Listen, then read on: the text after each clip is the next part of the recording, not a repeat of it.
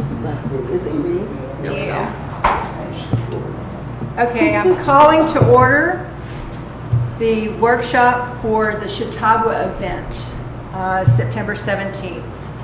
If the Heritage Commission is in agreement, we do not have to do roll call again. We just need to notate that Ms. Karen Nagel is absent. Okay.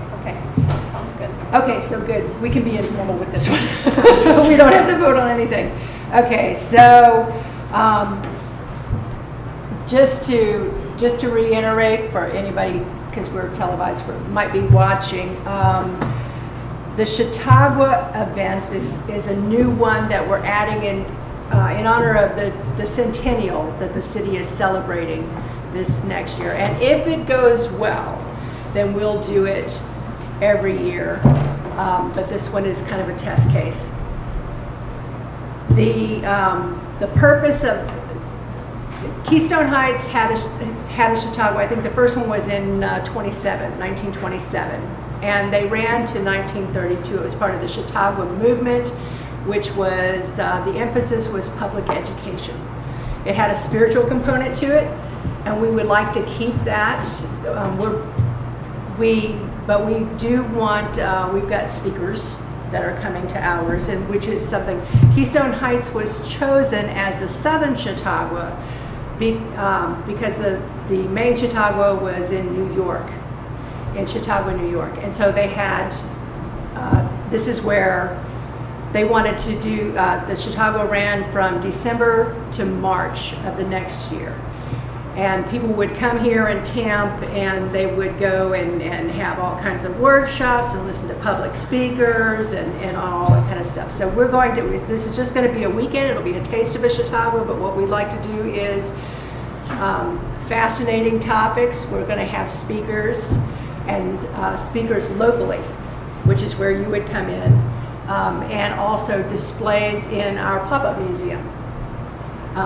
So there was something I wanted to say about that, but I can't remember what it was. Okay, so we've already gone over it. And so the goals and the visions is still the same. We're moving through this pretty quick. Do you want to introduce any of our volunteers that are here today, or does anybody want to say something? You want to talk about speed bill for us? You can. This is informal, and you can just say what you want. And as long as the commission is okay, if you guys want to move your chairs forward Yeah. so you can be a little more close and it's not so. And you're on camera too. As long as everybody's agreeable, I'm fine with that too. It's a very small group. Yeah, actually, I was expecting Mr. Parham here today. Mr. Parham had asked about it. Because I'm trying to get him as one of the speakers. I know that he was up in Washington, D.C., working Right. on some. But he's back because he emailed me. And while he was up there, he was doing research on Fort 11. Yeah. He wants to do there's a sinking of a ship that he was involved in the archaeological part of it. He has a whole program that he does for that. So he's one that. The name of that's in your minutes. It In your council comments. The name It of is, that. like I said, I'm kind of, so that's one speaker. Okay, now, one thing that that I would like to see, we voted to keep the religious component in this because traditionally it had a religious component. So the puzzle is, how can we include everybody? I think that what we do is we invite the ministers, pastors, priests from the local churches and community, churches, and see who wants to attend. And if they do, we give them an opportunity to attend, and then we see who would like to do maybe an opening prayer. And we could just leave it at that. But how about speaking? Have you Well, they ever can been to- speak about, let's put it this way. The Keystone Community Church was one of our very first churches here, if not the first. And so we could talk about the history of that, and then really the history of why Keystone Heights was so Christian based. Because that really was part of the people who came here. including J.C. Penney, and when he started that whole retirement community and everything, it was set up originally for the retirement of priests and ministers. It was not a they didn't- retirement they didn't have a community for just retirement. anyone. It was only for the clergy. And so there's a long history of kind of spiritual practice here. And that's what I think the Chautauqua was about. It was more about, not any one denomination. It was more about a spiritual component. I have an idea. Okay. Bounce it off you guys. Have you ever been to one of those weddings where the bride is like Catholic and the groom is Episcopalian, and you have the two that like do a part of the ceremony? Yeah, okay. Okay. We have a Sunday in this. What do you say we try to do a Sunday Kind of a Sunday a service. Sunday service with kind of a round table of the ministers? If they get like say If they're up for 10 it, I minutes guess. apiece, to do. I mean that, and now that I'm sure they're busy on a Sunday, we'll see That's the how only thing. we That's the see only how thing. that goes. I don't think Sunday would work for them. Most churches have Sunday services all the way up until noon, so it would have to We be- could do it later. It would Yeah. have to be later, but like I'm saying, most churches, and I mean, I assume it's the same in Speedville, has at least 2 services, sometimes How many one. churches do you have out there? 3. Great. 3, yeah. So, and that list One that of you them have about was eight. not the Speedville, that's just Keystone Heights. And I can get the list of all the other ones. There are no churches in Keystone Heights that have evening services anymore. Yes, there is. Oh, there, Yeah. oh, there I'm so sorry. Hey, we're the only right people. You are. I apologize for that. Well, I we don't could, live in Speedville, and, Sunday is Okay. usually a difficult thing, I mean, I know. I know You that. leave downtown. yeah. We'd have to see who wants to participate first. okay. And then I would just say, have them each get 5 minutes, 10 minutes. Well, that's what I'm to saying, talk. we're spitballing here. This is the first one. This Yeah, we're is- just throwing out ideas. Right, this is Yeah. brainstorming.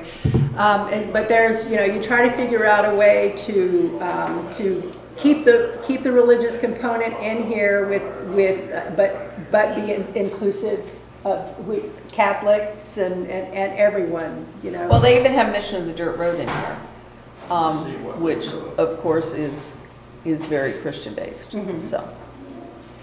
Well, if Mission of the Dirt Road wanted to come and do a display, that would be good. Well, Carrie is a pastor now, so. No, not me, Carrie Morford. I was gonna say, another hat, you added another hat. No, Carrie, I'm sorry, Carrie Moore. You're gonna do wedding busy in, I see this, okay. We're gonna- I'm sorry, I My name was, is Carrie also, so. Carrie Morford. Okay. That's what I'm talking about.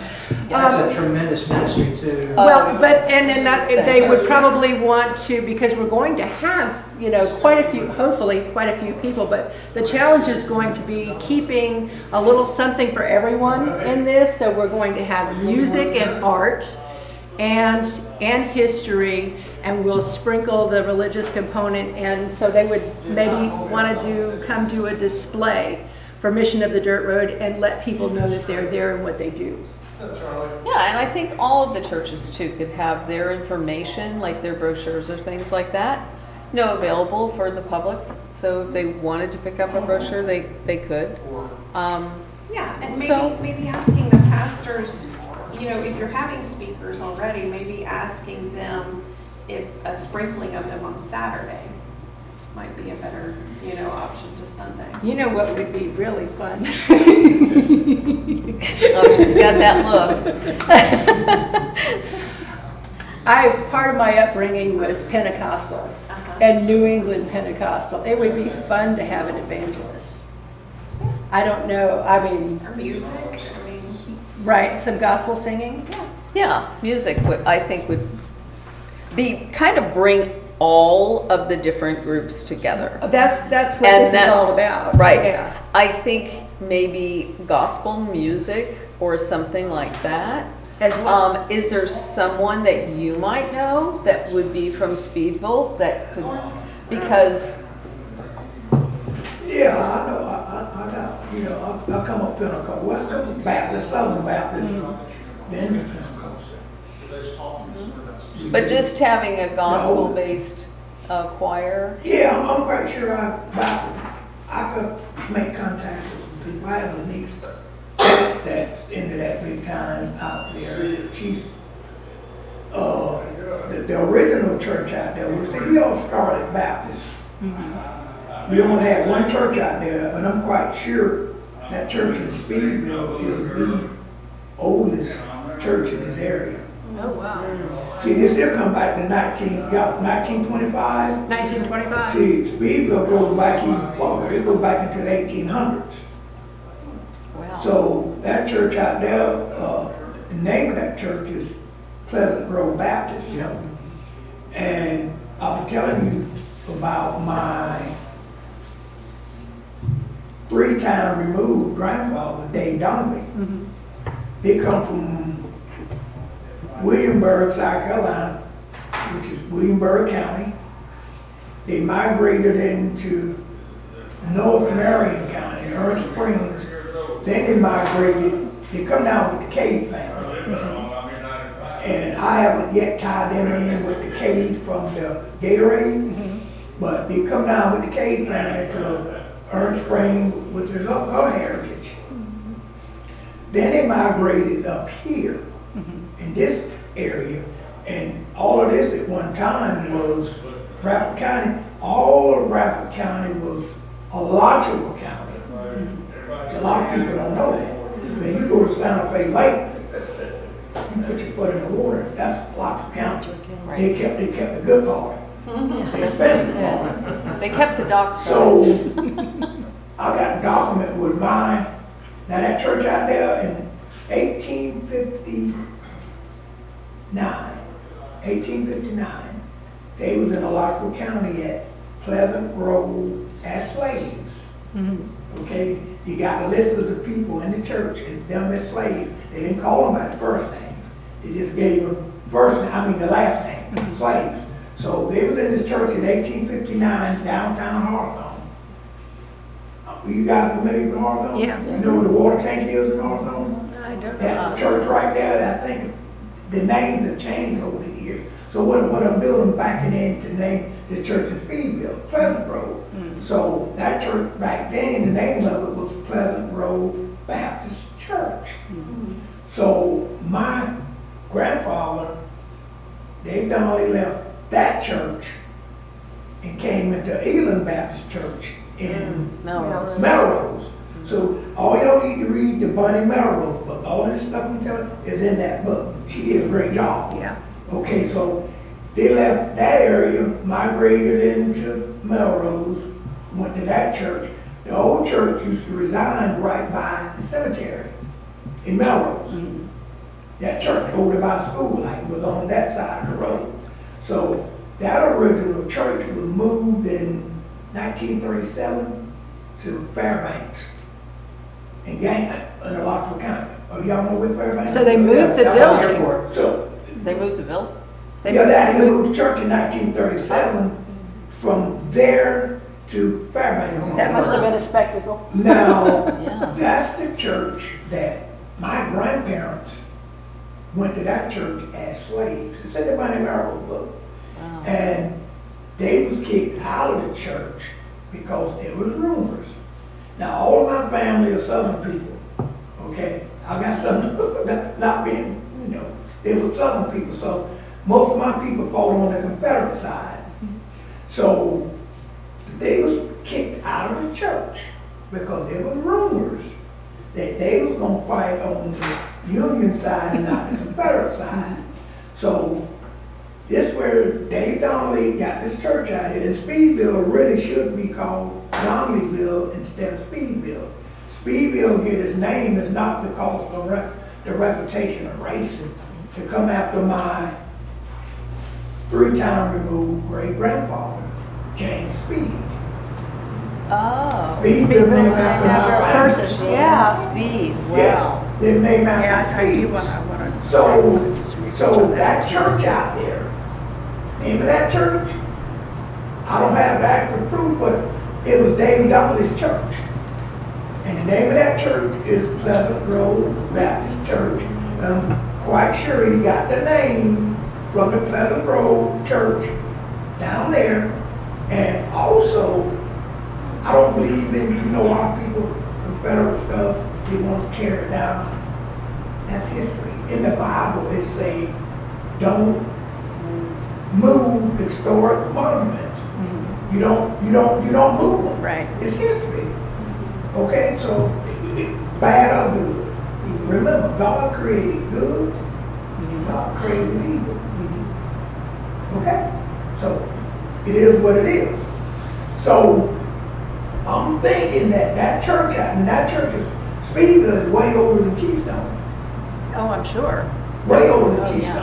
Keystone is very new. Yeah, way over than Keystone. Yes. So that school out there, I named all of the streets out there. I got with the county commissioner, Danny Redditt up in Bradford County. I named all of the streets once I found out the connection with everything out there and this area.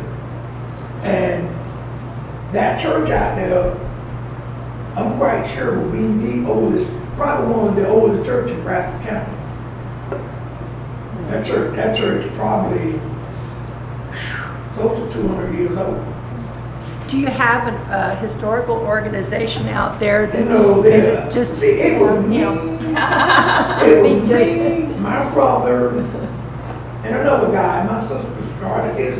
We all went separate ways because I had a cousin upstate. He was racist. Just to be straight up with you. Okay, he was racist because, see, we did our DNA. And once we did our DNA, we didn't realize how white we was. And he didn't want to accept that. He said, we the whitest white people he ever seen. I'm trying not to laugh. Well, I'm just telling you the truth. So once I'm sitting here looking at somebody Greg called, oh, this is your second cousin. I mean your third cousin. Then I'm a researcher, so I go back into things with my DNA, and I could see just how we're connected. Once you do the time, it is what it is. Now, a lot of churches, they kept very good records of births. Right. And when people, came into church and all Right. of that, and what they gave and their tidings and all of that. Does that original church, the Dave Donnelly Church, or, I guess It's in the Bunny Melrose book. It's in everything But- that I'm quoting you is in that book. She did it, and some of these records, remember now, everybody don't like history. And a lot of the people that like history, some of it were passed on to their children, their grandkids, great-great-grand. Some of the stuff was passed on, and some of it wasn't. And the one that were interested in stuff like that, they all dead. So, but here's the deal, we got public records. That's how you're able to find things through public records when you become a good researcher. And DNA don't lie. DNA uncovers everything.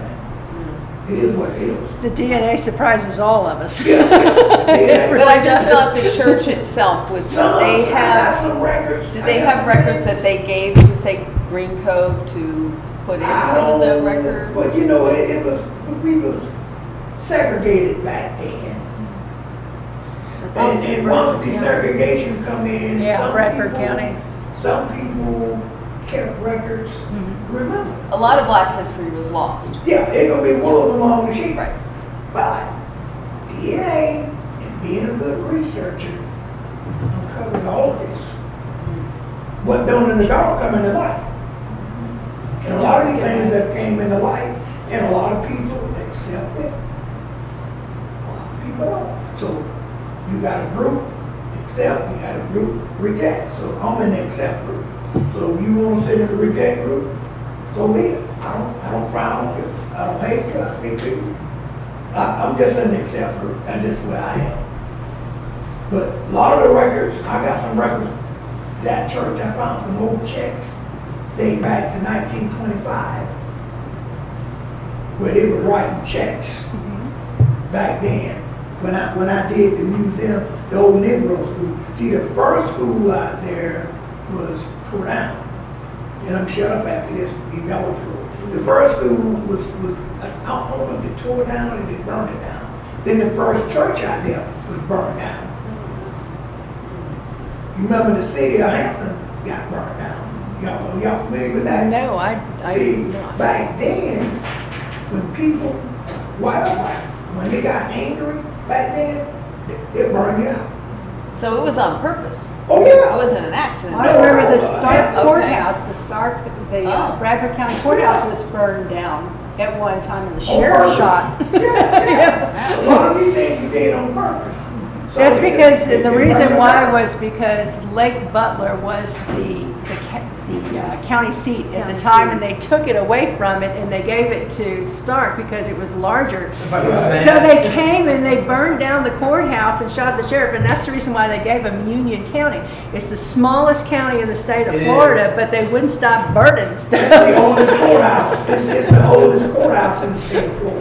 So people are still Union, crazy. that courthouse is the oldest. They were crazy then, courthouse they're in the crazy state of now. Florida. And apparently Yay. that was Good to know. They're I not- read about those feuds and wars Oh, going yeah. on back then. It was crazy. Well, my uncle burned the church down out there. That church out there was so divided that a group went first Sunday that socialized. The one that didn't socialize, they went to church on another day.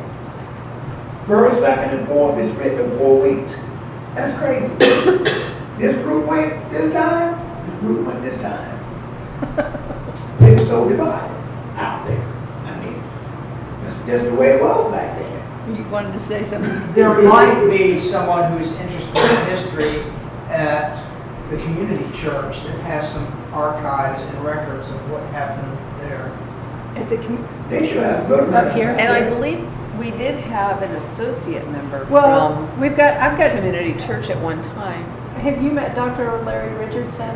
He was at our last historical roundtable, and he and his family. He was talking about they used to go to Magnolia Lake. He's a black man from Clay County, but they would come down and Segregation time where the blacks went to Magnolia, and the Right. blacks went to Go Ahead. And the blacks from Larson County would come up and fight the blacks from Duval County. Because I went to that, like back again, history of my family again. My great aunt and her husband used to live out there on Magnolia Lake. He was the park ranger. Otis Honor from Union County, and Mary Speed Honor. Okay. They used to live on there. Used to have old '57 Chevrolet station wagon. I remember like yesterday. Well, I've invited him to the historical roundtable. Oh, good. And, for Black history That in guy, the that Clay would be County good. He area. might have some knowledge I don't have. Well, I think the two of you, he's a hoot. You Yeah, two. all right, yeah. I'm inviting him But to I the can't get it roundtable out. I too. don't know it all. Well, he will probably have, they're starting to organize, they're saving up one of the black schools up there and then going through all the school records. They're having the same problem, is finding the records. It's up in Green Cove, you said? Yeah, in Clay County. Clay County? Yeah. Upper Clay County. Yeah, yeah. And so, like I said, I've invited him. He hasn't RSVP'd yet to this, but I'm sure he'll come if he can. Right. Okay, because that's all part of early Florida history, and I'm a historical researcher, and I have not. I mean, you have to have some knowledge to start digging, Right, right. and I don't even have the knowledge to start digging on that one yet. Right. But I've been kind of busy with this, and we're adding. That's what this Well, whole add to thing the is body of about. knowledge, yeah. This is what the historical roundtable is about, but it's Right. also, so that's for us to get organized, historical Right. roundtable, and then the Chautauqua event is for the public education of the whole thing. I got to That's, say this before it slipped my mind. okay, Now, when you first used to come into City Hall here, when I was a kid, y'all had an old black man with the oxen on a picture. Is that still there? I've seen the picture. What y'all do with that picture? I'm sure it's probably in here. This is our archives. Okay, the old black man Uh-huh. on that picture with the oxen was, or maybe a mule, he probably didn't have oxen back then, probably a mule. It was Walter Richard Donnelly, Oh, okay. but he was an imposter. He was portraying to be somebody else and he wasn't. See, I got a quarrel with the family out there now. They saying he was born in 1857. He died in 1957. He died out there by Midway in the car wreck. No, that's Walter. Oh, that's I'm talking about Walter's dad. Oh, Walter's dad. Okay. Walter's dad. That was him when you came in. He would be right in here on this wall, and you look up and see the name. We call him Uncle Dick. Dick.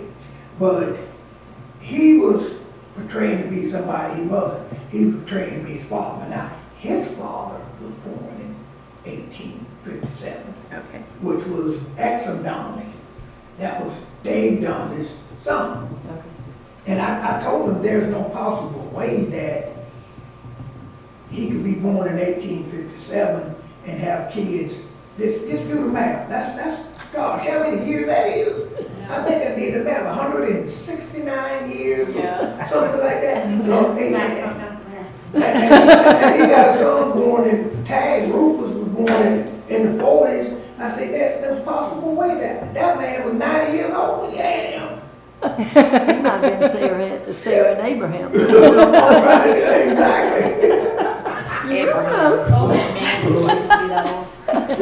Well, that was him on this wall in here. So somebody before our time knew some of the history out there. And he was the first, back in the 60s and the mid 70s, remember Clay County didn't have a dump service. They didn't have it. Right. You either Jimmy Flowers should be in this history because he was an old black man that went around, got all the white people garbage and picked it up, and he paid him. So he was the first, this in Clay County too now. Walter Richard Donnelly probably was in here because he did the same thing. With his mule and his buggy, he'd go around and get all of the garbage. And a lot of that stuff is dumped in Speedville. I can show you where it's all rolled up now. I can show you where he used to dump his stuff from out here. He had a big hole down there. He would dump all of the garbage. Are you okay? Okay. You okay? But that man, Okay. Yeah, you kind of, you look like maybe you were. Sorry, we can't give you water. but if you look at that picture, that's who that is. I'm just trying to absorb all this. I know, it's a lot. I'm taking notes. Well, me too, because I can get into but yeah, we still have that photo in our archives. We do. I've always, and it had no information. Well, that's who that is. Okay, he's Jimmy Walter Flowers, Richard- or was he No, Walter Richard Donnelly? Okay, he's the one on the wagon. Yeah, well, that's Okay. him with the wagon. Okay. Well, it is. So was that junior? No, that was senior. Senior, okay. So this Walter is. Richard Dunn, he was born in 1876, 1877. 1877. That's when he was born. He wasn't born in 1857. Jimmy Price, he passed away probably just, About 2 years ago. I was fixing to say a couple of years Yeah, a couple ago. of years He ago. wrote a book and we have a. Oh yeah, Jimmy, I talk to Jimmy Yeah, Jimmy used he's to talk all got the time about tons history. of history. He wrote a book on local Oh history. yeah, Jimmy was Oh, yeah. good. He's, yeah. Are they still selling this book? No, I don't know that he ever sold them. I mean, I have a copy. I'll let you look at it. Definitely. Yeah, Jimmy It's knew got a lot. all kinds of stuff in there. Yeah, Jimmy personally knew this guy. Right. Because he lived in that era. So Jimmy had to be born in late 20s. Yeah, Well, he was was in on the my- Yeah. born in the late 20s. Yeah. So Jimmy definitely was, because my father was born 32, so they was older than my father.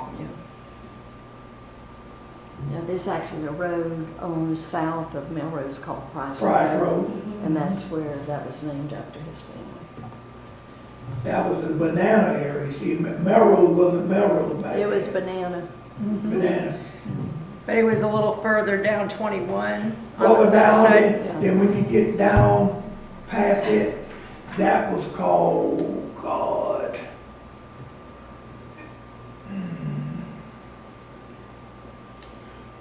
Had a post office there in that area. Helen, this before you get, not by Otwilla, it's up in the Otwilla area. Back there. They used to, it was a stop, Well, Johnson's down. Simon, no, this is on 21.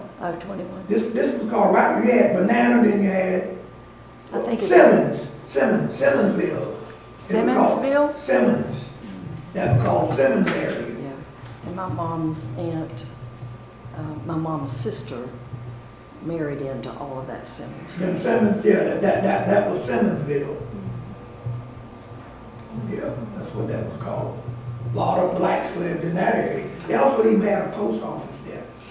So did they do, I noticed there was a difference in the agriculture around Melrose. That was a lot of orange trees over This there. whole area was the orange industry. 1893. We had Where, a big freeze.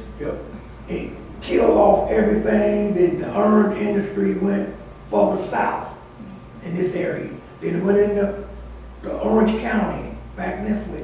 Below the frost line. Martin County. It went further south. And then in the 80s, they had another freeze. yeah. I remember. Almost wiped out everything. So the orange industry in Florida is a far cry from what it used to be. How about the turpentine industry? Certain Was time, that, that was all over? black people. but was it all over the It area? was all over, from West Florida to this area. Okay. Wherever you found pine trees. Yeah, where we had pine trees. I have actually some of the old pots that they. Yeah. I've seen the turpentine I've pots. seen pictures of orange groves all the way down to like Lake Geneva. I mean, there's, Oh, yeah. the lakes all around here had orange groves All all the way down. all to the around. lake.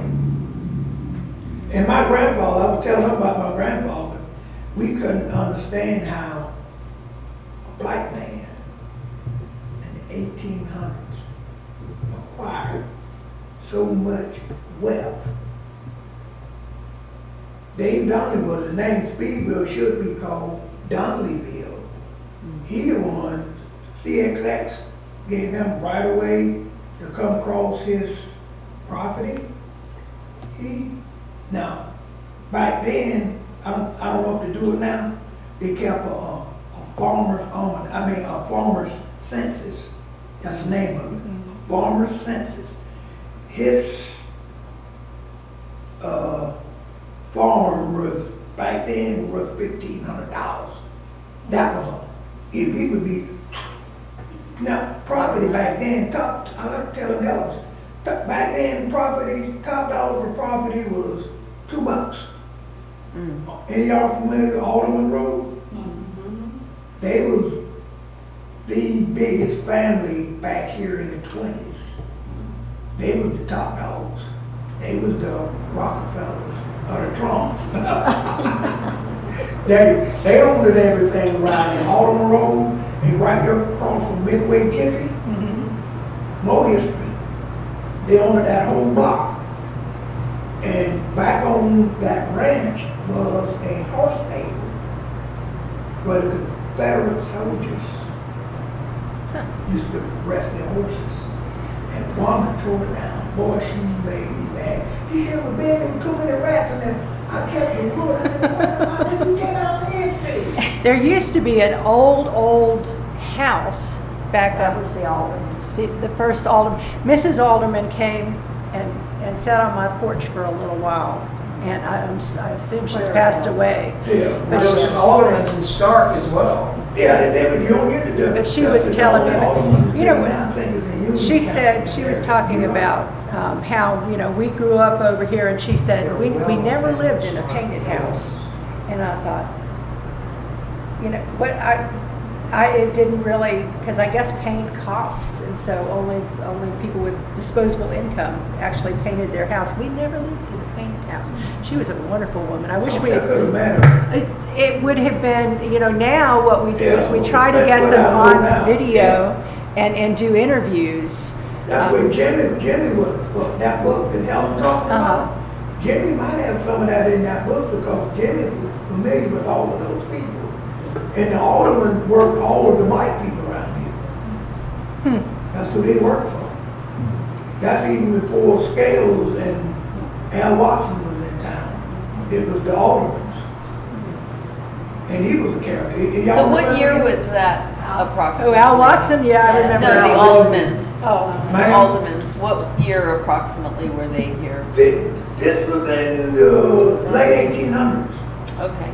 Late 18, I did the Alderman family tree right after I met. 1875. Now, my property in Speedville, we this is gonna blow your mind. I have to find it. I actually have the, they didn't call it the land deeds. What they called it back then, they would give me Helen. Well, Abstract. no, it was something else to call it. Well, James Buchanan actually signed homestead. Yeah. Oh, We have- Homestead deeds. We actually got the record with James Buchanan signed our home deeds on our homesteads. Wow. 18, that probably been the property that my house, I live in Keystone now, right across from Geneva Post Office. Geneva was a lot of history too. Yes. A lot of history back in there. I heard y'all talking about, what you just talking about? The church, the preachers and stuff. Community. Let's not forget Postmaster Village. Yeah, That's history too. yeah. And we just lost the last actual postmaster last year. Huh. So everybody out there now, I don't think they're actually postmasters. It's still legally, it's called postmaster. Yeah, but I'm talking about the last original postmaster died last year. Oh, crazy Clara. Crazy Yeah, Miss Clara. Oh, I love it. Now, she was a character. Now, she was the last postmaster. So that's history in this area too, because you don't see postmaster villages in a lot of communities. This is the only one I ever seen one in that I ever heard of postmaster village. I'm quite sure they're around, but that's the last one I heard. I know I'm bouncing around, but it's a lot of history. There is, and all of this, So I much. think, for the, either strictly for Chautauqua, maybe we can come up with a booklet that has this in it for people to keep, so the history doesn't get, and if we ever get a city website. that We can write a put book on on there, this too. history around here. It's a lot of history. Oh my God. Well, Z Tolls did a wonderful, I tell you what, I would never have found some of the things if it I can hadn't let y'all been. borrow that book, but you just have to give it back. Bonnie, That book is I great. have a copy of Bonnie You got a Village, copy? yeah. Yeah, I got a copy. Yeah, I had two, I gave one away. Let somebody borrow it, then get it back. Yeah. It went all the way to New Jersey, so I knew I wasn't getting it. You never sent the book back. But I got another one. And Sue Sinclair, she's a historian at Melrose. Okay. She's my mentor. She the one who taught me all this. Is she still active over there? Because I've been trying to get in So touch with Historic She's Melrose. getting a little fragile right now. I talk to her once a week. I keep her grass mowed for her. She's a good one. The Bible tell you to look out for those. What is Norfolk? I take, she's, I love her to death. I talk to her at least once a week. Is she involved with the she's still- Historic Melrose Incorporated? Yeah, she's still in it. Yeah, she's Okay. still in it. She's just not as active as she used to be. Because I'm trying to get them to come to the round table. I could talk to her. Okay. I could get it. Yeah, me and her. And she's like a mom to me. I sent an email invitation to, I'll let her know that I came. I didn't tell nobody I was coming. So I let Sue know that I came. So I just give her all of the honor. She taught me how to do all of this. She the one scrubbed my family. She the one told me that I was a donkey. That was hidden. I was raised to dislike the Dominics. It's with Lynn Hughes. Do you know Lynn Hughes at Melrose? I know her. That's who I sent the email. I sold her house.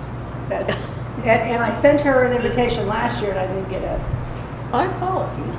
Lynn, I think Lynn, she's a little fragile too. The women that we talk about now. No, she's young. She's young, but I'm Well, the wrong 50. person. She's not, I mean, 50 Well, young. the invitation was sent to their Yeah. group, so it's anyone in their group, you know, because Yeah, I'll reach out to her. what we're going to have Samantha from tourism and things like that, and the round table is specifically for all these people that have these historical groups in the area Right. that want to learn how to organize or maybe find grants or whatever. Right. They're all in the same boat. We're doing Floor Home. Right. I haven't found a group for Grandin, so everyone can share the Oh, knowledge yes, right. and help you. And our history all overlaps. See We're the white regional. area, the gray area, oh my God.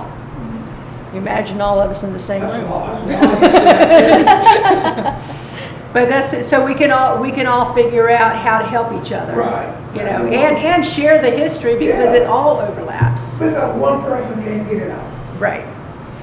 And we going to the one for Clay County, they've got the county itself has a great support network for, Really? yes, they do. Bradford County don't do that because I've been trying to get a cemetery. We got a cemetery, we got an old black cemetery out there. Mhm. Well, now, it wasn't because of race. They desecrated the cemetery back in the 50s. All of my patriots, even Dave Donnelly, is buried on the other side of that lake, Indian Lake back there. That's really sentimental to me. I would really love to get that site back. Right. By law. If I could have you email me, I'm gonna get you each of your emails, so commission emails, so we can keep you Okay. in the loop and In the loop. informed. Yes, I would write them all down for you, but Okay. I'll email to you if you don't mind emailing Yeah, me. Just, yeah, I'm sorry, I okay. didn't want to That's- mention that's that. okay. Yeah. Everything. But that cemetery is back there. It breaks my heart. It's It's on, right there. and it's on private property? Yes, on private property. The Melrose Group out of Tampa. You might want to look them up. Look who owns, see if they still own that property. And it's in Bradford County? Yeah, Helen can find all that stuff. Because I think cemeteries have a special designation, Yeah, they do. and you have to provide But I've been access. out there a few times and, the guy that used to own it, he passed away. Mr. James was his name, owned that property. More than $1 million and, they want 3 or 4 million for it now. I think the way it works in most states is that they can't deny you access to the cemetery, Yes, especially. all my ancestors out there, And all of these people. Right. that That's I'm talking true. about. They have to provide They access. do have to provide, Maybe y'all could help me. Oh my God, Helen, I'm quite sure Helen could help me get. We don't want nothing.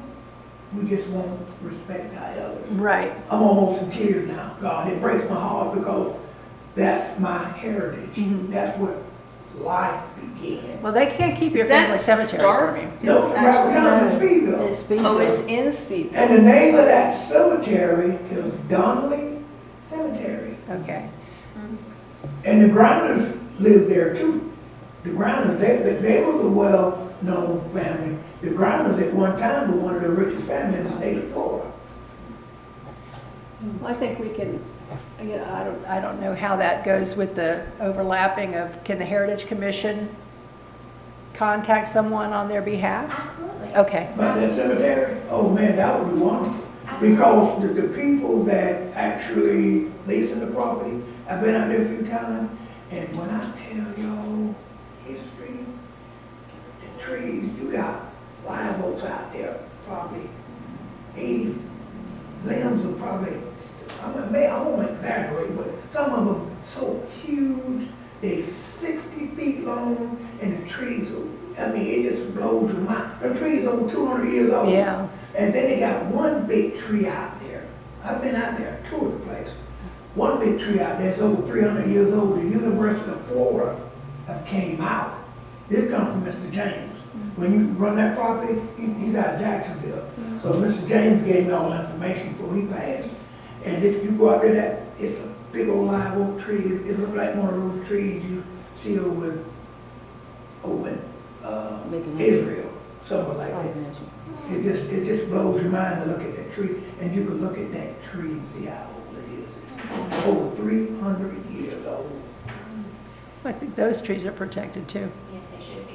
Chairman Lord, you can, if Heritage can meet with whoever they want, just in your commission comments, I would just mention it publicly, what transpired, or just briefly go over, you met with so-and-so. That's all you have to do, just to Okay. make public I want that knowledge. cemetery, but I would like to have access to the cemetery because as a kid coming up, I hear old black people say, well, oh, such and such back there, oh, such and such back there, cemetery back there, grandparents buried back there. Indians, they call it Indian Lake for a reason. Indians live back there. It's probably canoes on the bottom of that lake worth hundreds of thousands of dollars. Well, that's, like I said, they can't keep a cemetery from you. I would love just to go visit. We don't Right. own the property, we There's don't. one in Stark, I just tried to sell some property up there, and nobody's been there in years, but they cannot keep you, because, and that's one reason the guy didn't buy the property, because he didn't want people going through his And property. they have to allow They the have access, to. they have to provide an access Right. for you. But see, they desecrated the cemetery, and it's only one man, let me see, maybe it's 2 people living in Speedville will actually know where the original site is, where that cemetery is. Do the stones still exist? Oh, no, they desecrated it. Okay. They destroyed it. Oh, wow. There's, What They about- just did, see that land, you had 2 good owners. You had the cave, then the grinders, then the woods. Woods owned it. And he was the main guy. So What about Retha Mae's family? they still there, but you know, all them dead now. I know, They but I got mean, 10 what's acres, the- they got 10 acres back up in there. That they fight over. Now all of that property out there, I'm telling you, those people went to their graves with grudges about that property. That's what they fell out over that property, just like they doing over in Israel. They fight no land. The Gaza Strip. God promised Abraham that strip. God promised them that. Jesus was born in Bethlehem.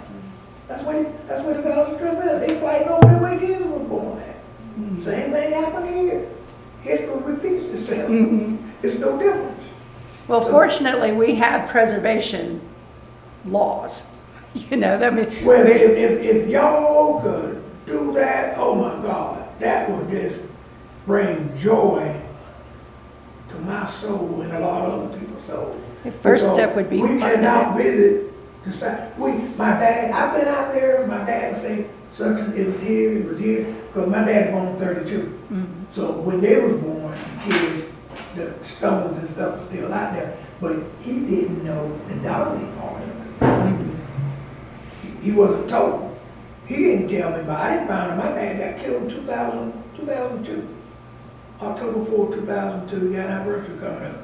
So he wasn't telling me about us owning all that property back there. I didn't believe him. To Elise Jones, talk to Elise Jones. Call her. She'll tell you all about it, about that property that Dave Duncan.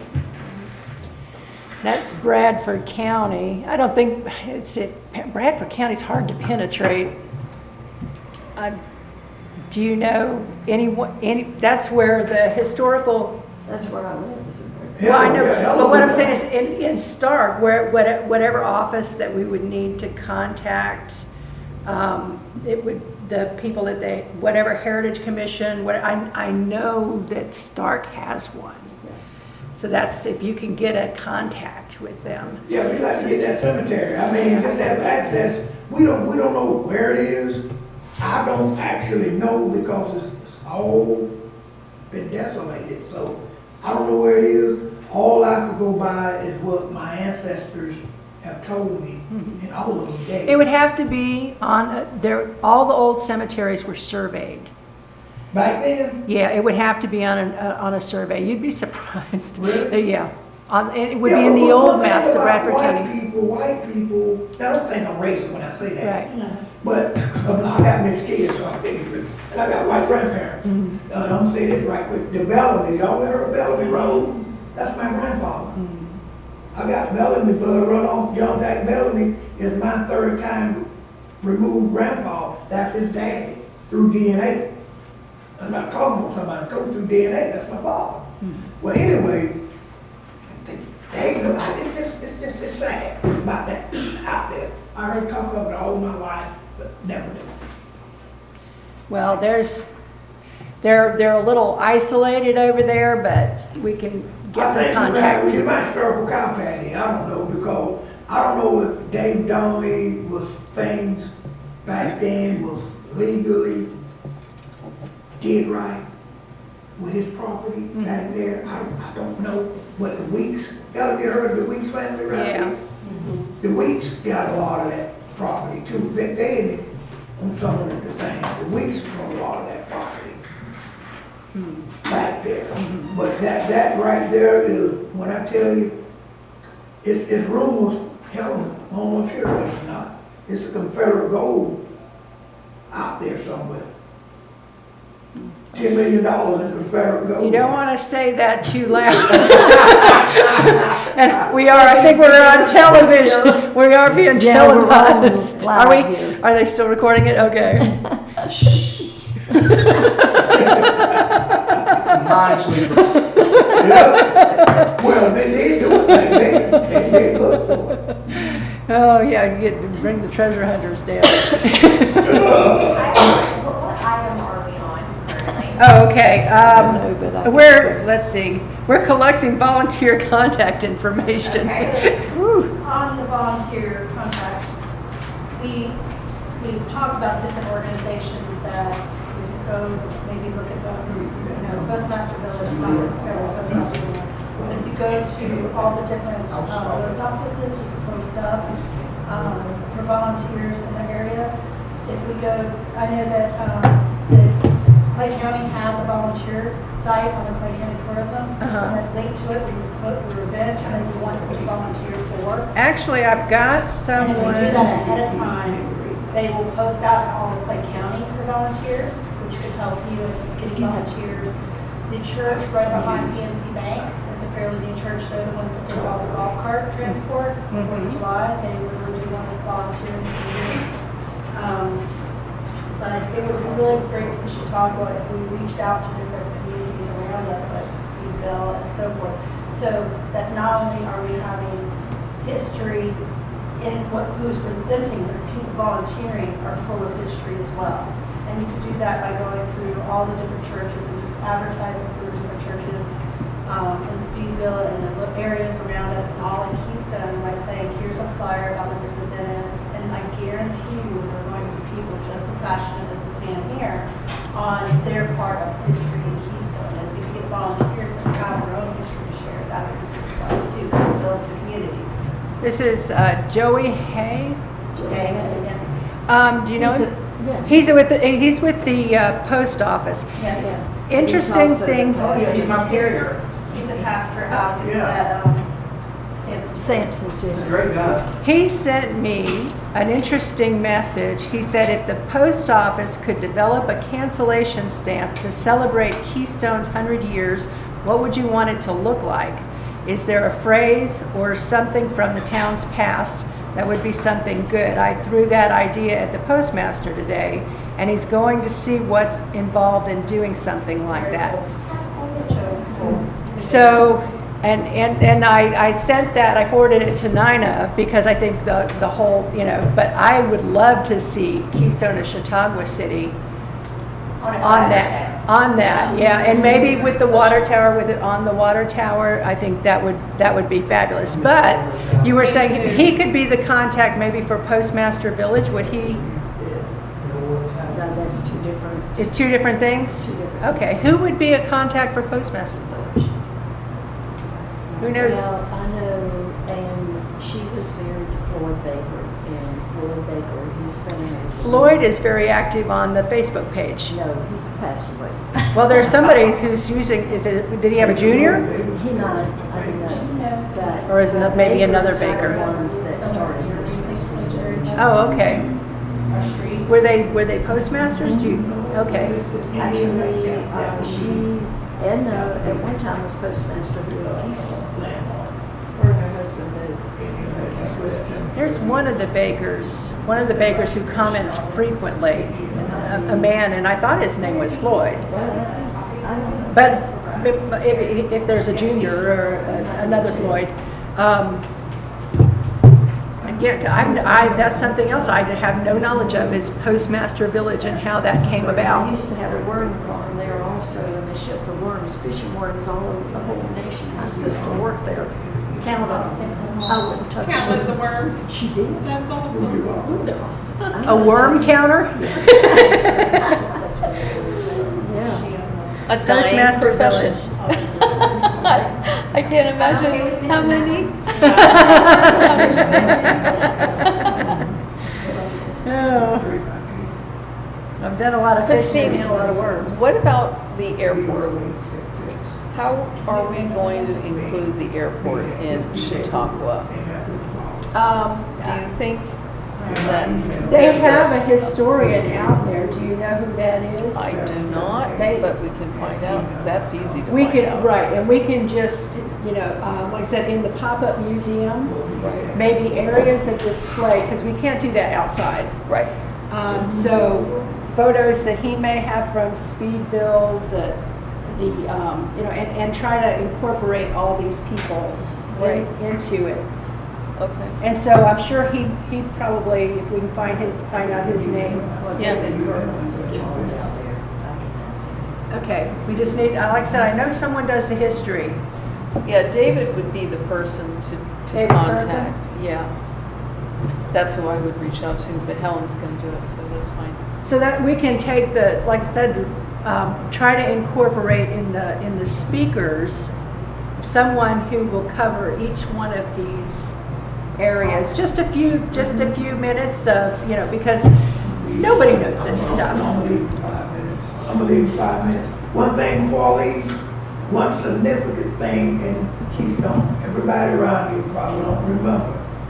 What happened at 12 o'clock every day? Did you have a whistle here? 12 o'clock. Oh, so I grew up in, I live in. 12 o'clock every day by the water tower. The whistle on the water tower, 12 o'clock. Stark had one too. I wonder what happened to that. They stopped doing Does the it. city still own the whistle? I don't know, but I can do some digging and see if I can find out. They still run one in Sterling, Kansas for months. Really? We did it, we used to do it here. I don't know what year it stopped, but every day at 12 o'clock, the whistle blew. Now, even Was the it church just to signify lunch? Lunchtime. signify lunchtime Oh. in Keystone. Now, back in the Interesting. 60s, some of the churches were toning the bells. Oh, dear. Isn't that neat? Now, the one in Speedville still have the bell in it. Y'all might want to go out there. That church right there, that is only the oldest church in Bradford County. Huh. Methodist Church in Stark It's the Baptist has a church. bell that goes off at noon with Really? Westminster, with Westminster chimes. It's still there. I was at a funeral Saturday. Wow. Well, a lot of the Catholic churches used to ring the bell on the hour, every hour. Wow. Every hour. And when I was a kid, you had to be back at the house by the time that the last chime at 5 o'clock. Wow. And so that's how you knew. I mean, Well, kids Century didn't have Tower- watches then. Century Tower in Gainesville used to be every hour too. I And the quarter hour. Wow. I would love to be First- on that. First section of Westminster chimes. Right. You knew it was 11:30 whenever you heard. It's rare Right. when you get to see it, but Me it's too. pretty cool. It's pretty cool. So that whistle would have been on the water tower. It was on the water tower. So Exactly. maybe we still have it in city property. I'll ask Mr. Brown. I'm positive I'll talk to him today at some point. Tell him, Hey, yeah, you know tell what that him. round thing was. That was- Tony probably wouldn't even think about that. I told him. He might. It was, That way. yeah, you know where the, Right where the fire station Yeah, is. where is it now? oh, It the was- fire, Water is. The water over here on tower? 21. I think it's over here on 21. Yeah, they moved it. It's not a tower anymore, they tanks. They more modernized now, you better sell field water. And it said, home of good water. Well, it did, it was first it was Keystone of Chautauqua City. Behind the Gizmo, I think. And then they water comes changed from it to there. Home of Good Water. Water comes from over there. And so when he brought up what slogan, I thought, well, you know, we really don't want to go with, we don't want to do Home of Good Water. But everybody, it was always known for the water was so Yeah. good here. Well, there were, Now it comes from Green Cove. that was one of the things, it was kind of a spa resort. Yeah. Well, what about this thing we're doing 214? I thought it was coming from there. That's Clay Utilities, but that's where the water comes from, is there on 214. 214. Oh, it doesn't come from Green Cove, the water doesn't? No, that new water line they got coming in from fill the lakes up coming from that area. Black Creek. Yeah. Well, I gotta get out of here, guys. Okay. It was a pleasure. Nice meeting you. Thank you. Yeah. Thank you for coming. I'll get you all their contact information. She got it. Oh, you got it. And I'll send you an email with the invitation to it's November 2nd Yeah, okay. at the pavilion, Okay, okay?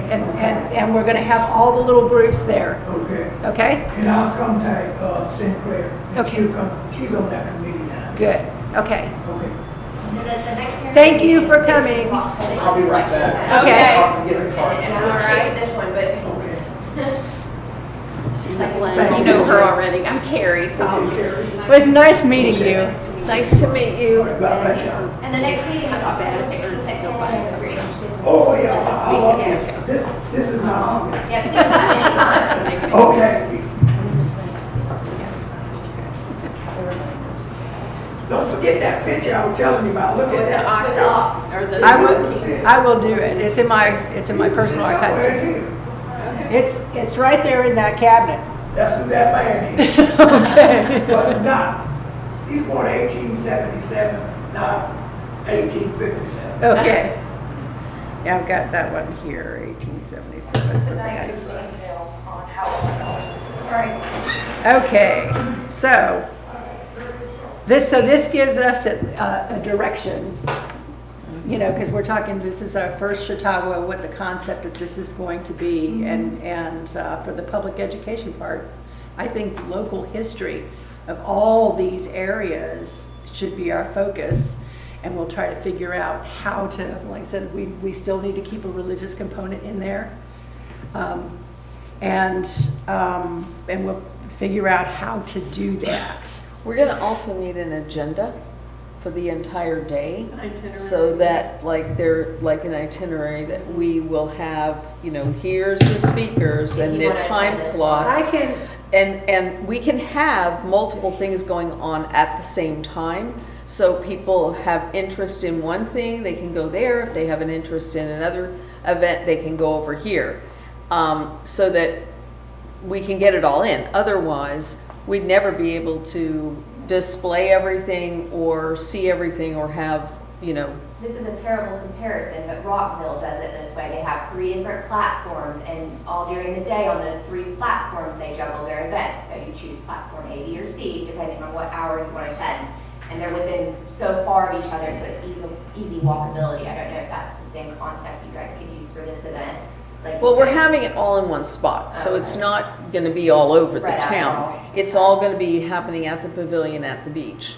So with that though, I mean, we could say, all right, if you're interested in, you know, the history of, say, the airport, it's over here. History of, you know, Yeah. Chautauqua, or the museum is, we're gonna need also, you know, maybe directional signs. I mean, we're gonna need some other things. this We're is gonna one of need the a original whole Chautauqua itinerary. programs. Okay. Oh, great. Something like that. This is one of the original Chautauqua, Oh, beautiful. 1932. Yeah. Can Nice. you print it on the patina paper like that too? That would be so cool. Yeah. To make it look aged. Would you say that? One of the So- original Chautauqua programs, Oh, wow. yeah. You're quite the historian, aren't you? You know what you should do? You should join the Heritage Commission. What a great idea. You should. Anyway, You should. So this is how, when you guys were talking And about it, to they think it had took us workshops years to get her to be scheduled chair. and things like that throughout the day. That's the way it was done. You basically, You gotta change something that worked. right. Yeah. But 3 months worth of it. Yeah, so people came and did, and like I said, there was an awful lot of area around the Chautauqua campus where people would camp. You know, it's like a big camp meeting. How neat is that? Have y'all just given that thought, that you're gonna make the Chautauqua as close to the original via the document as possible? Like, that's so cool. Well, if we can get the original amphitheater restored, then we can use that as another, you know, Down the that the road. women's club, because it's outside of the city limits, the women's club can run the Chautauqua events over there in conjunction with ours. That is very cool. And Yeah, actually, the Keystone Inn was a host to a lot of the people who came to the Chautauqua event. So not everybody was camping. A lot of them stayed at the inn. Amazing. So, well, but also, that's what I was showing let's see, let me go over here. Can you imagine the effort it took to get down here for so many people to be a part of that? Right, but it was such a big to-do. Yeah. Like, it was just. yeah. It's like going to the World's Fair. The original Well, board yeah, of trustees for the Chautauqua here in Keystone was James Cash Penny, founder and chairman of the board of directors of the J.C. Penney Company. The Honorable Dukas U. Fletcher, United States Senator from Florida. Honorable W.S. Cawthon, State Superintendent of Public Instruction in Florida. Albert Alexander Murphy, President of the University of Florida. Yep, Murphy. And so that was the board of directors for this originally. They stayed at the inn. Oh, one more random question. Is the commission still planning on inviting your Keystone sister to this event? Oh, Meadville? Yes. I think that's a little ambitious for this year, because I was planning a field trip up there, and I don't know if I'm going to be able to fit it in. Just asking. I know it was Yeah. mentioned months ago, so. I would still like to get it back there, because I can tell you, chances are everyone I spoke to when I was there last, which was about 15 years ago, they're either maybe not in very good condition, or they're dead. I don't know, you know. But they do have a very vigorous, I mean, maybe we can get together virtually. That would be neat, even just to send them an invitation. Right. Say, hey, this is what's going on, and you guys have anything you want to share with us? Well, for one thing, they're probably not aware. That we are what we are. Right, well, the people that I spoke to then were completely surprised because, you know, Lawrence started this whole thing, but in '24 he sold out all of his shares of the Lawrence Development Company to Senator Miller.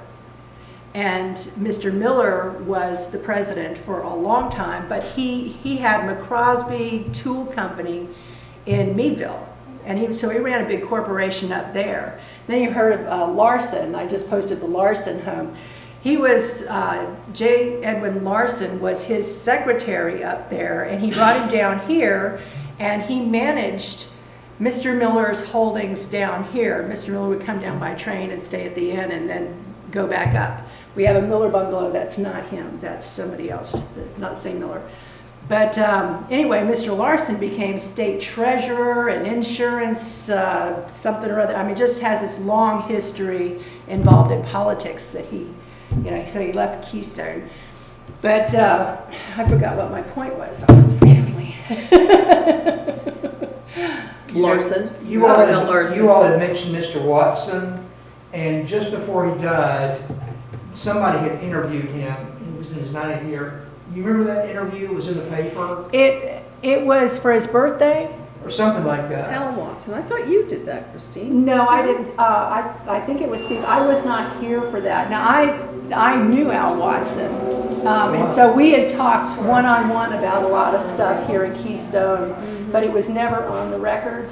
It was just, you know, getting information from him, and, you know, 'cause did you know Mr. Watson? I did, and ironically, when I first moved here, he was out walking his little dog. He'd walk every day past my house. And so I stopped and talked to him because I really didn't know anything about Keystone at that time. And so he would just talk and talk and talk. So he was a wonderful man. Well, I asked him about his photos and papers here, because one thing, the Lawrence Development paperwork, all that, like, I've been posting all the building permits And if you notice, they started in 1925. That's the city of Keystone Heights. All the Lawrence Development Company paperwork has all the original homes building permits. That's the reason why I don't have any permits for that. Anything I've got was after 1925. His daughter, I just saw her, Al Watson, she and I went to school together. Well, he said he And gave everything Al's- he had. Al, who is a retired doctor, his son, Uh-huh. lives in Texas. And he's told me he has a bunch of stuff. I just reached out to him. Oh, he's got some. Oh, yeah. A whole, couple of months ago. And Oh, told wouldn't that be him that great? we're gonna be having the centennial.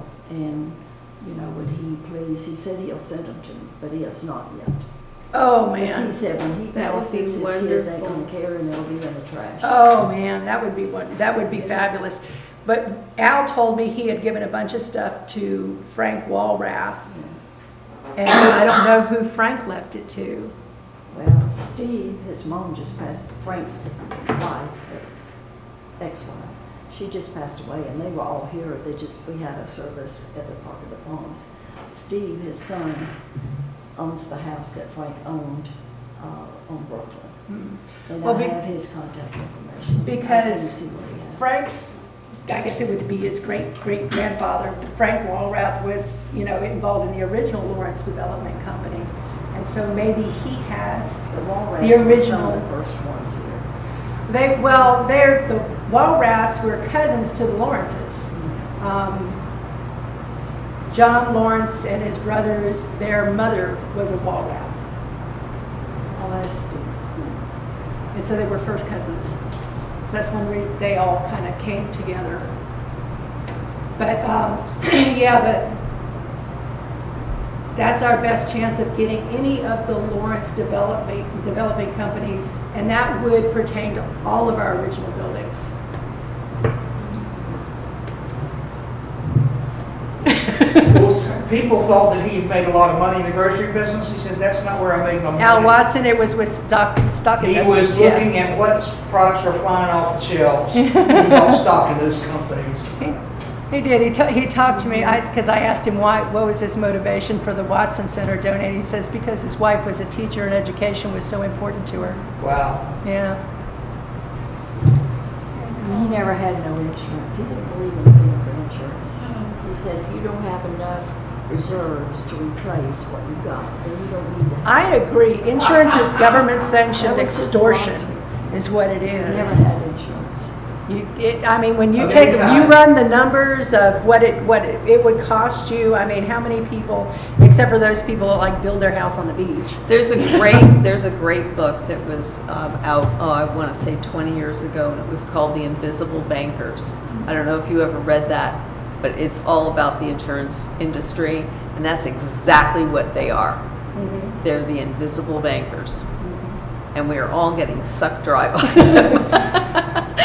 I tell you what, every month I'm like, And in Florida, it's getting worse. So I have a quick question. I need to get back to my desk because it's my first day back since being gone for a few days, just a few.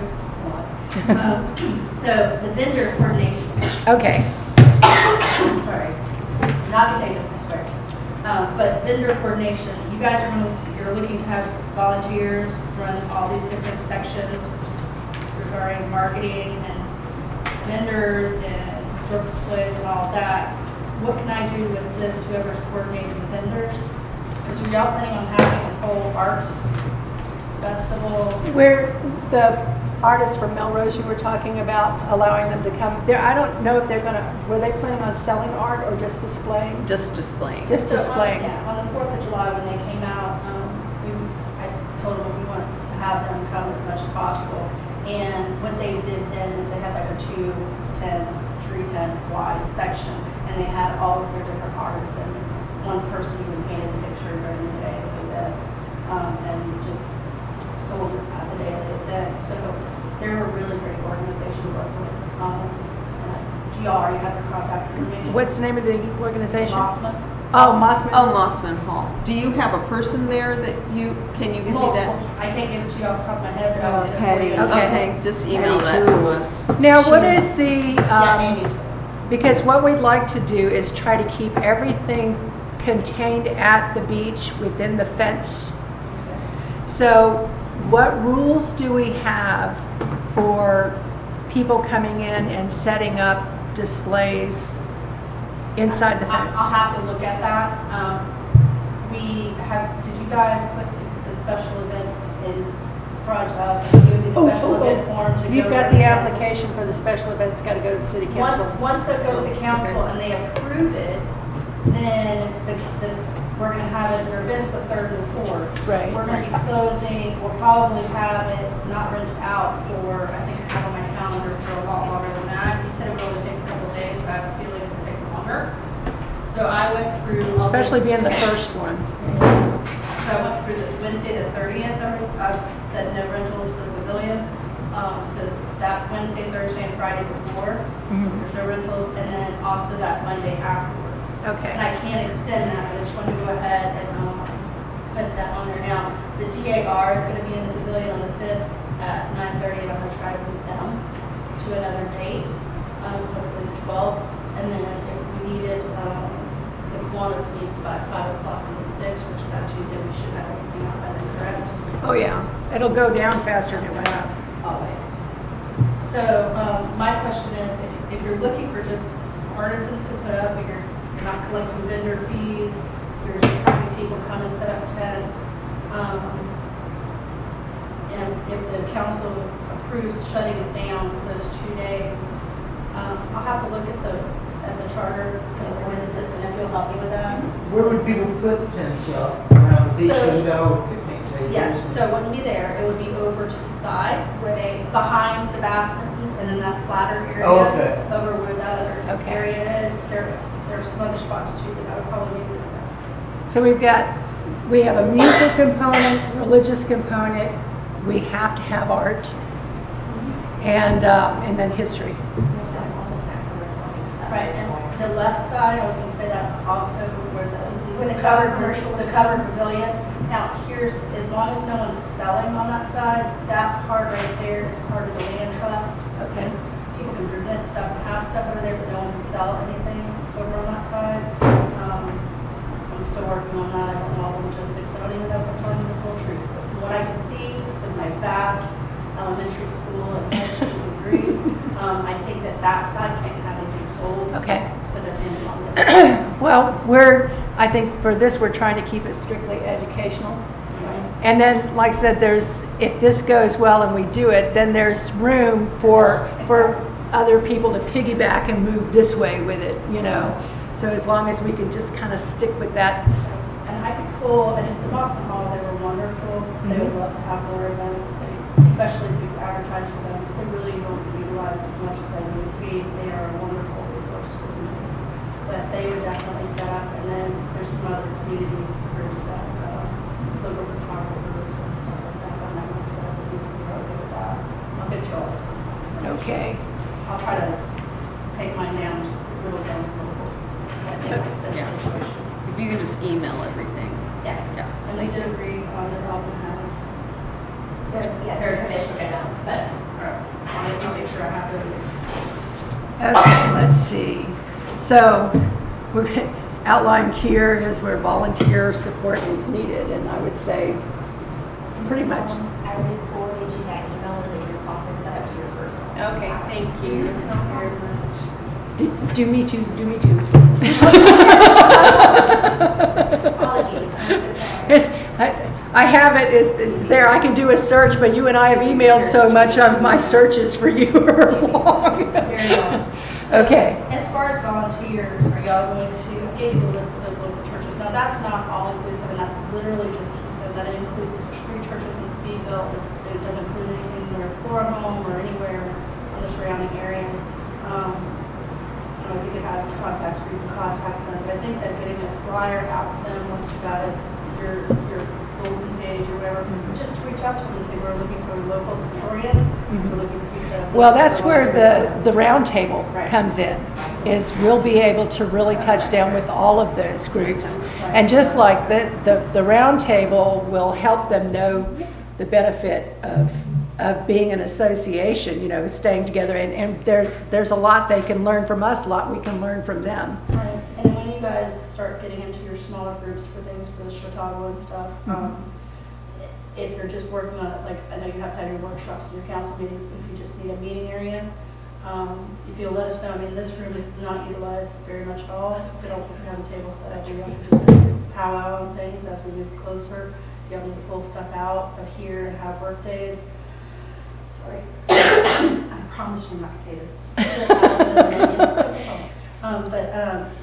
But let me know, and I can start booking those out at Okay. that time, so that you guys can have a clear picture, and I can print out calendars for you guys of when your events are. Okay. And email them to you. And also do shared requests on emails. Okay, let's see. So we're in we're in section 4 here. Food and businesses, we've already got Are you the wanting food trucks food trucks. We want in the to, parking lot? yeah.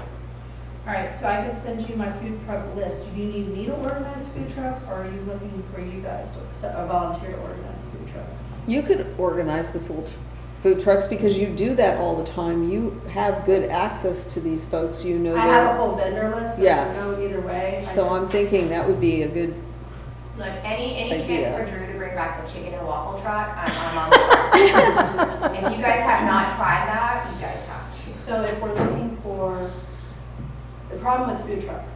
Parking Exactly. for other people. So we have a lot of people that are going to be attending this event are not going to be able to walk far.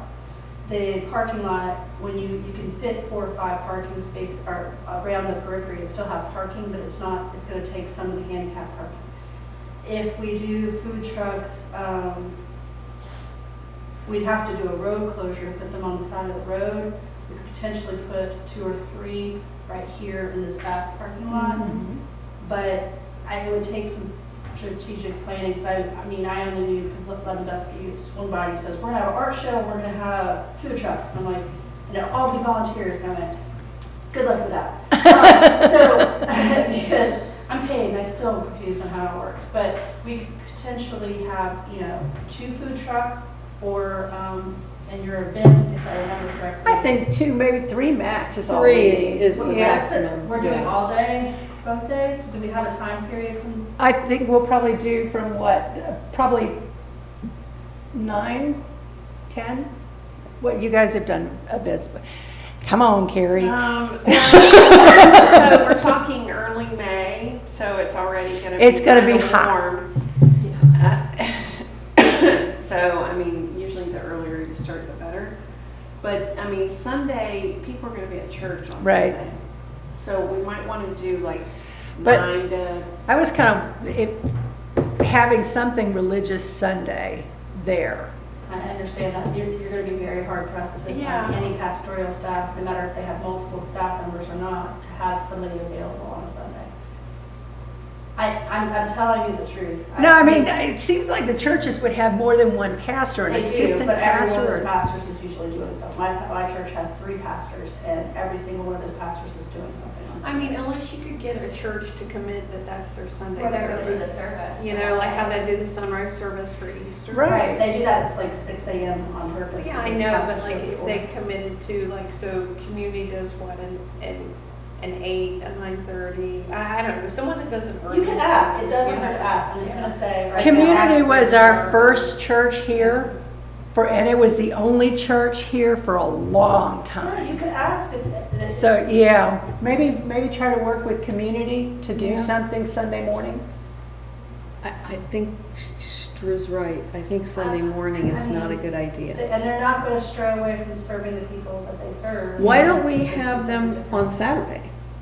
We can still do food trucks, we'll still do Right, everything. They're not gonna Jewish know Sabbath. that you're down You here. can Well, also have a Saturday, now, So- let's go back to the hours though. If we wanted Right. to, if you're talking like 8 or 9 on Saturday, Well, I wouldn't do 8. I mean, okay, so nobody's 9 gonna o'clock be is there it at 8. earlier? No, nobody's gonna be there at 8. 9 a.m. to what time in the afternoon? Let's say 6, I mean, because it's getting You've got a cooler lot of stuff a you want to little- accomplish. in a this little year. later. And you'd probably want to have some music, you would want to have a band for Yeah, that. are y'all gonna just ask fans to volunteer their time? Yes. for 'em? Yes, we are. Because most amateur bands are $1,200 to $1,500 a piece. No, we're gonna look for a volunteer.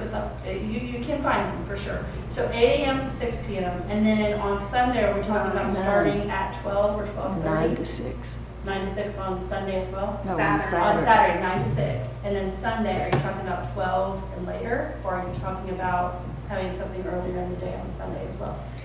Well, if, Your people actually attending are all going to be in church.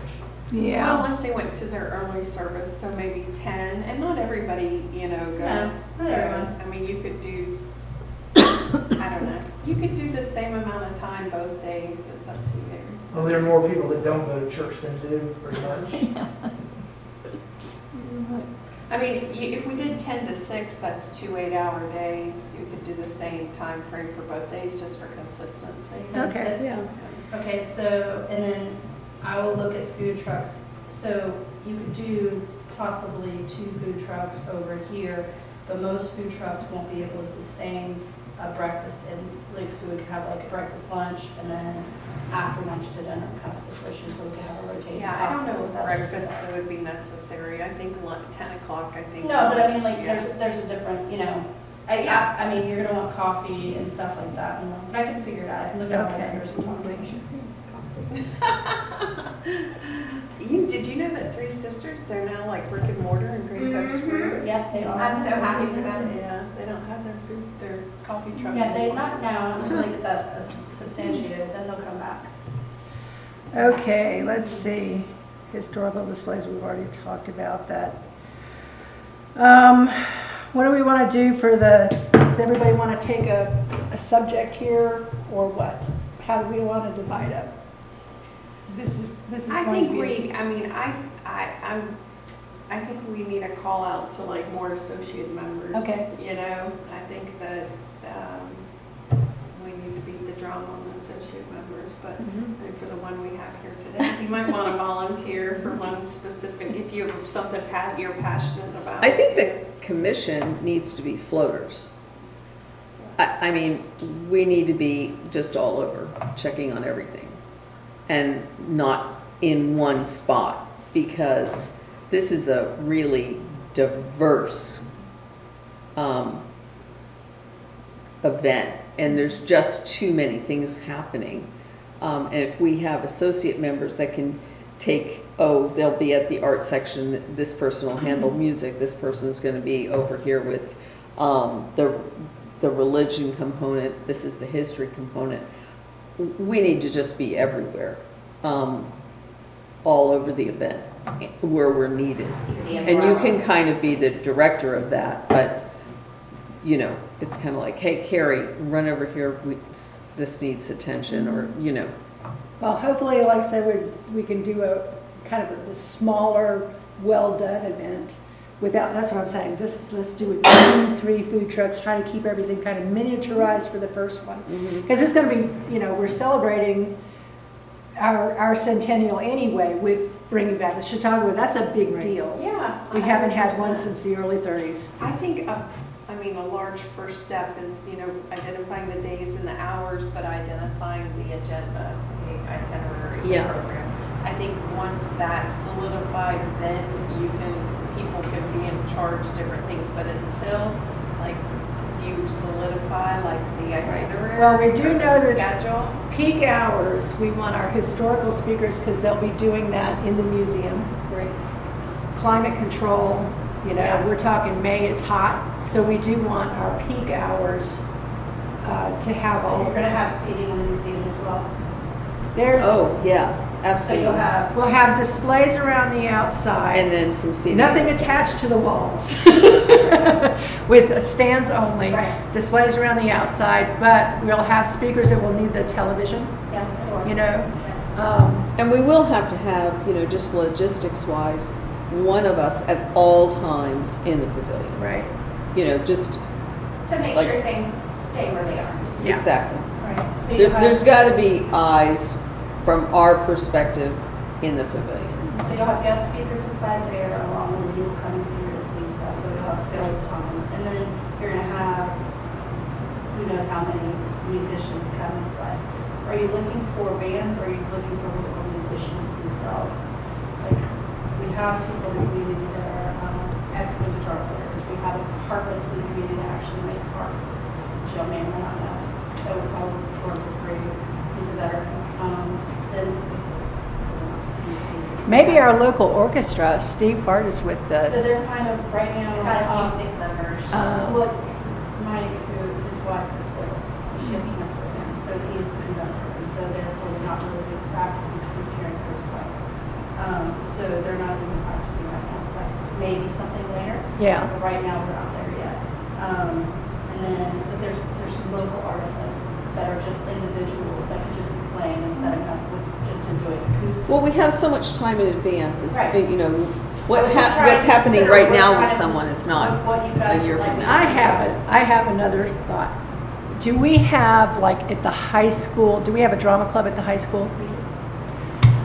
And she's wonderful, and I was thinking that to have somebody come to have reenactments or. Well, what I was thinking was if they did, if we could get them to do a very simple play, Our Town.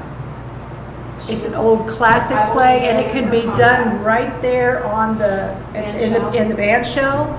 It's, I mean, it's just done with these people sitting in chairs. It's an easy play to do. And I think that, I'll get you her contacts, you can reach Okay. out to her, she's amazing. She's also. Maybe even the high school band. They would be, there's also, there's a band, there's multiple versions of the band, but they also have a guitar band, and they have a marching band, of course, they have other, so I'll give you both of those contacts. Because it would be wonderful to have There's a also play. a wonderful, art teacher at the elementary school, Keystone Elementary. Mhm. She's extraordinarily talented, but she could easily do a kids' display of artwork. I know that there's also people at the elementary school, so I'll get you contacts for all of those different people at different schools, so you guys can reach out to them and they probably volunteer. Maybe we could ask the teachers to have the kids, we could give them a picture of, say, the pavilion and maybe the band shell, and ask the kids to do their rendition, and we could hang that everywhere. The teachers don't have time for that right now because we're so Oh. busy with testing. It's sad, but true. So, but the art teachers are wonderful at both schools, and if you compiled something, you could easily give it to our teachers and they can have part of the curriculum, and then it can be displayed. All right. So, but I'll get you all those contact information so you have to reach out to the schools. That would be the easy way for you all to. Yeah, I think just, I would really love to have a simple play done, and that She would be willing to work with you. It's early enough in the year that she can coordinate. okay. All right. Well, that's good. I figured we had a drama club. And I'm sure the kids, like I said, it's a very classic play, and all you need wanted them is to do chairs. Our Town. Yeah, Our Town. I'll get you her information, and I'll also text her. Okay. This is coming in prepared. And that'll help get some of the community, the people that are supporting the students. Yeah. Well, and if you do the community art, or the art for the kids, you could display that easily on a fence or whatever, you don't really help your brother, but that's what my name is for. But if kids have their artwork displayed, parents They're will gonna want to want bring their parents. So, Excellent.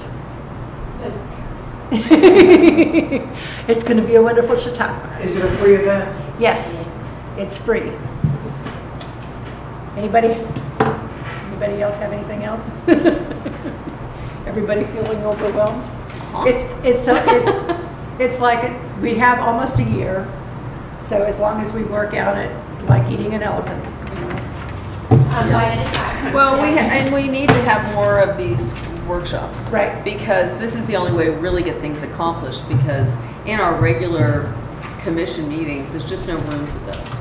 Where we can be as informal and just throw out ideas, because we're tossing ideas around. We're not saying this is how it should be.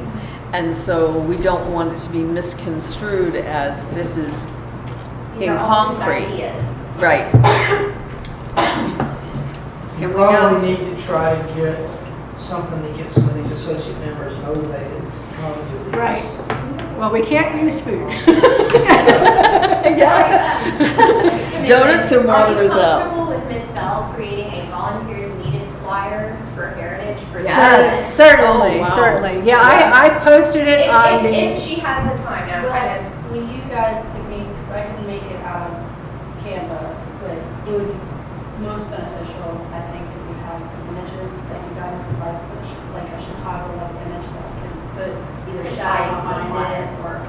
So that, Oh, that was something that I needed to bring up. Nina sent me a picture she has in one of her bathrooms. She has an original Chautauqua brochure. she does, I saw that. It's- And I asked her I wonder if we to, can get a copy. I asked her if we could, it's, I She had it, that she, I think she said she got it out of that chest. I can't remember. but that The chest chest has in a the whole living other room. postcard. All That kinds chest of has a lot of stuff. stuff inside it. That's what she said. Mhm. But her bathroom, her spare bathroom is an ode to Keystone. I think what she told me was Dave bought it off of eBay. Oh. I have never laid eyes on that brochure before, I'm ever. pretty sure I saw it in the bathroom. And, yeah, well, it is in her bathroom now, but it wasn't in our original archives. So she told me, because I said, where did you get this? I've never seen this. And so, let me show you what it looks like. Anyway, where's mine? Well, the Sloans had a chest in the living room, and it was just filled with stuff. They did, because I mean, John Sloan was a collector. and he was on the original Heritage Commission. Here's John Sloan was. here's the brochure, right here. But if you Oh ever- my word, I love it. Here's the brochure. Oh, it's so deco-ish. So I don't know what year this is from. I love that. This is Chautauqua City. So I have no idea the content. She was going to get it to the printers or something like that. She was gonna get me a copy. Oh, it should look like I that. could possibly make For that certain. a shadow line Yeah. behind it for volunteers or something. I don't know. Let's see. Yeah. I may be overshooting here. She's gonna try her best. My skill set. No, this is, But I'll try to I make think- it special. is that? Yes. There. Okay, I just sent you the image. Anyway, I'm really curious as to what's inside of this brochure.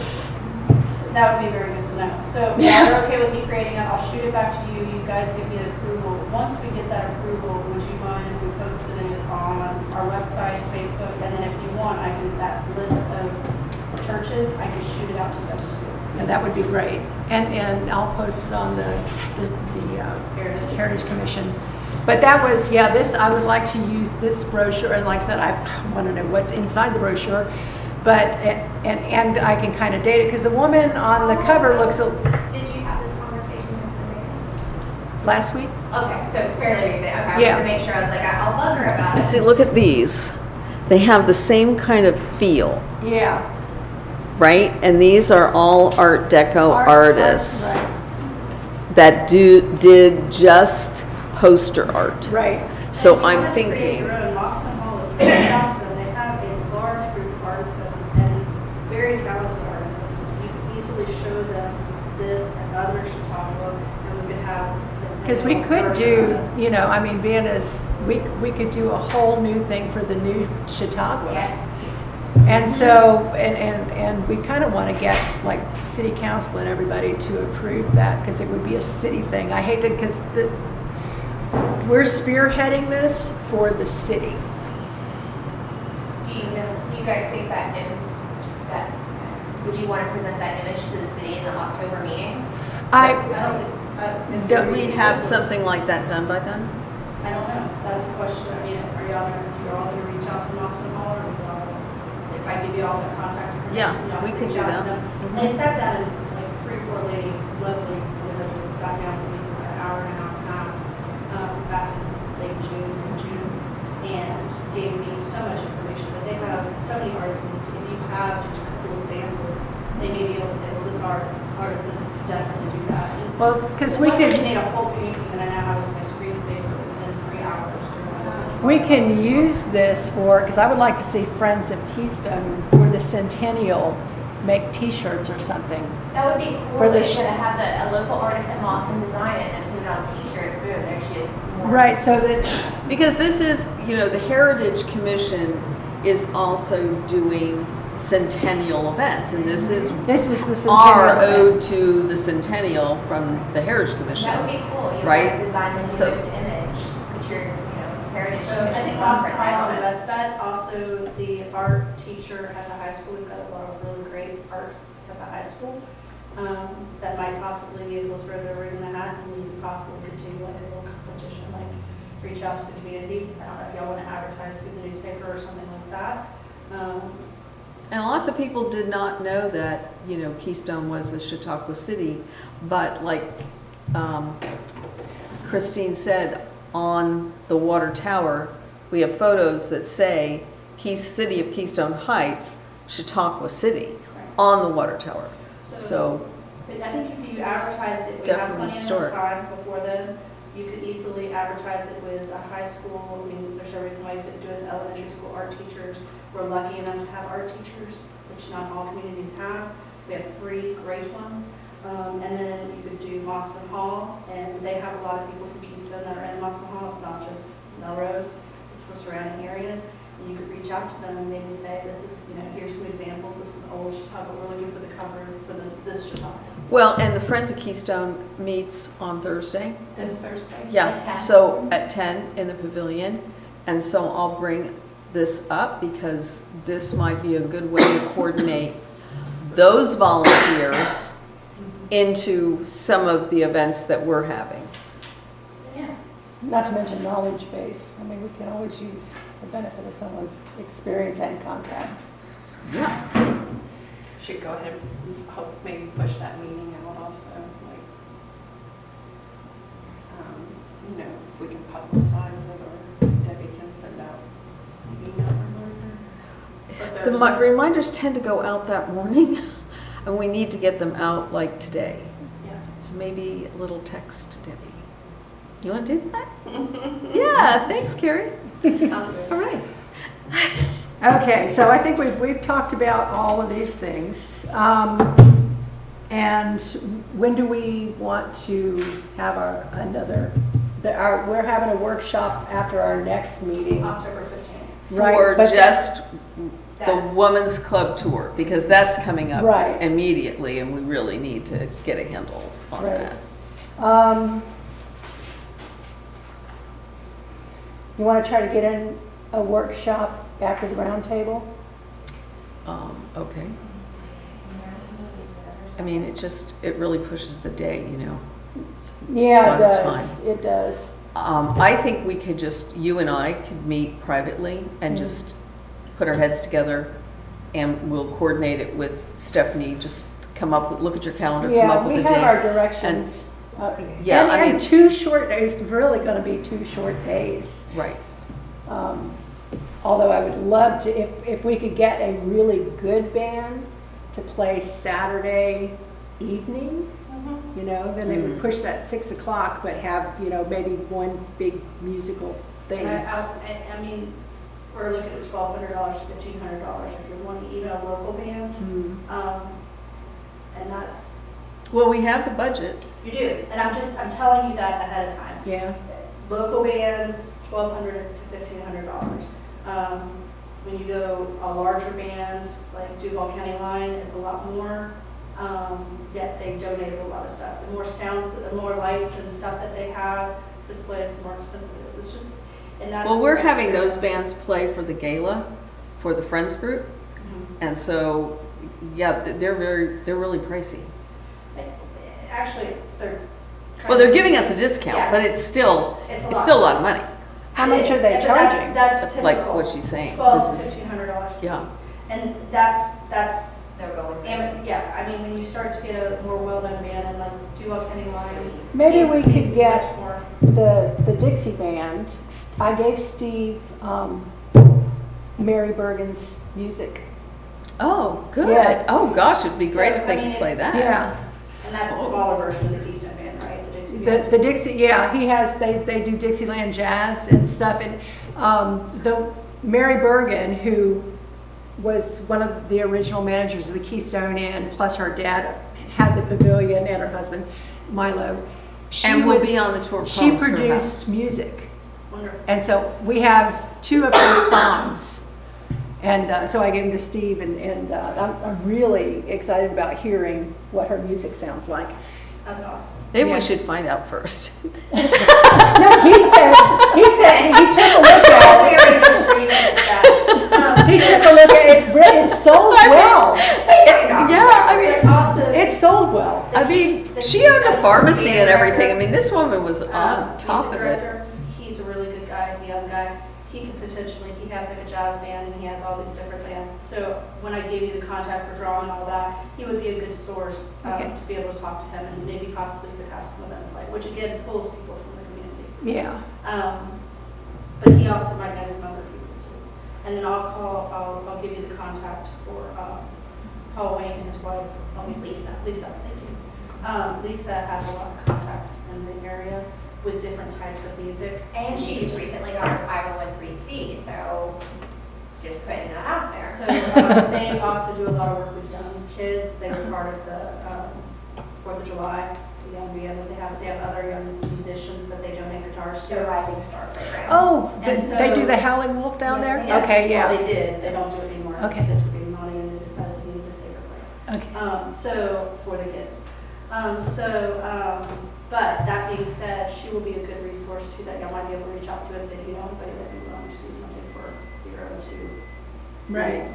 And then Mr. Joe of the Friends of Keystone, forgive me, I'm forgetting his last name, he also has I was several informed he was a connections. musician. He is quite the musician. Yes. And he's, I think, in with the Duval County Yes, line. he is. but- A wild-looking Yes, he man. is. Yeah, So he's another one to, on Thursday. but he knows everyone. He does. He's a wonderful resource. That's why I was Yes. thinking of Lisa. And there are different people that you just need to, the band director, just because he's the band director here, he lives out of town and he knows lots of people too. So we can get you those contacts so y'all can reach out and hopefully get some good meetings.